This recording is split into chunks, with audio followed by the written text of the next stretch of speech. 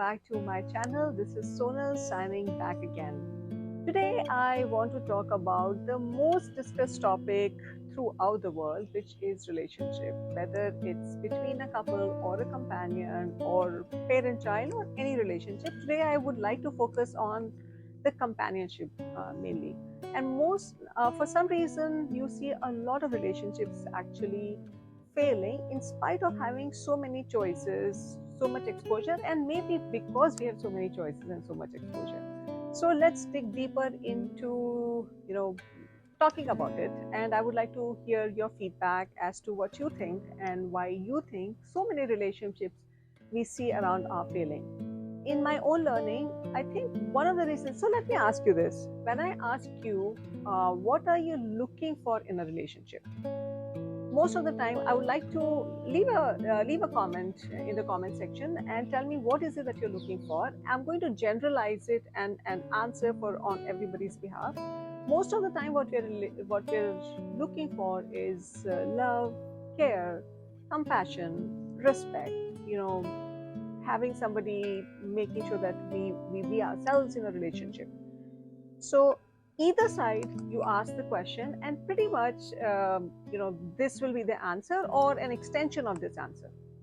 So let's think about it. Let's take it one step ahead. If two people are getting into a relationship expecting these things, that means they are both getting into this relationship expecting something. So in this case, it's like they are both ready to um, buy something, but there is no seller here because you're both getting into a relationship expecting something out of the other person.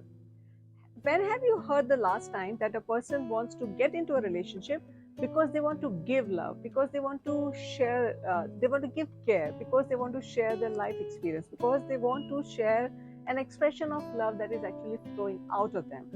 I, for one, have never heard that. And if you have, you know what, it must be a very evolved person to be able to have that awareness, to come from that space, because most of the time, let's face it, we are not. We are not. So when you get into a relationship expecting these check boxes, then it's bound to fail, because at some point in time, when the relationship flows through, and when the time passes, and all the attraction and the newness and anything that is holding a relationship based on your expectation of the other is bound to hit you back at some point in time, because there is nobody on this face of the earth who can actually fulfill all of your expectations or most of your expectations, because they are not you. So how about shifting this paradigm a little bit and getting into a space where you feel abundant, where you feel love, where you feel complete as a person, and then you say, you know what, I want to get into a relationship because I want to experience life with this other person, because I want to share the love that I have for the other person, because I want to care about this other person, because I want to respect this other person.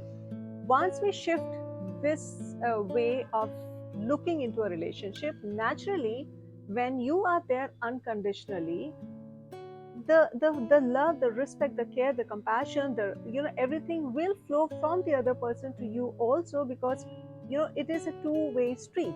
When the energy is flowing out of you in somewhat of an unconditional way, then it is bound to attract the person in the same vibration, and you will receive what you want to receive in a relationship. It's just a matter of getting into it with feeling your own abundance, feeling your own own self-love, feeling that you're complete as a person, complete the wholeness that you are quite capable of. Most of the time we enter a relationship because somewhere inside we are feeling that emptiness, and we have this misconception that the other person is going to fill that gap, or is to fill the emptiness that you feel from inside. And that's where I think the problem is, because it's just not possible. To a certain extent, a person can satisfy you because they're putting the best foot forward, but it's not going to sustain a relationship. The second aspect of it is, I see all around me, especially this new generation, they operate out of logic. You when you set out to date, what you're looking for, what you should be looking for, is a connection that you feel from inside.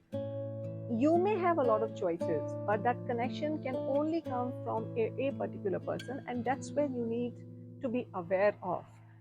Most of the time, you end up taking a step forward because it actually fulfills all the criteria that you set out to do, which is actually taking a very practical approach to love, a very practical approach to relationship.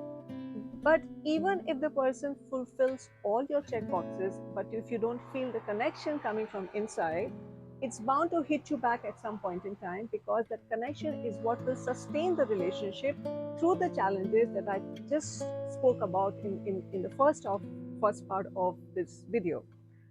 Those are the few things that I've seen that most of the time when we get into a relationship, these aspects bring about the challenge, and it kind of hits you back.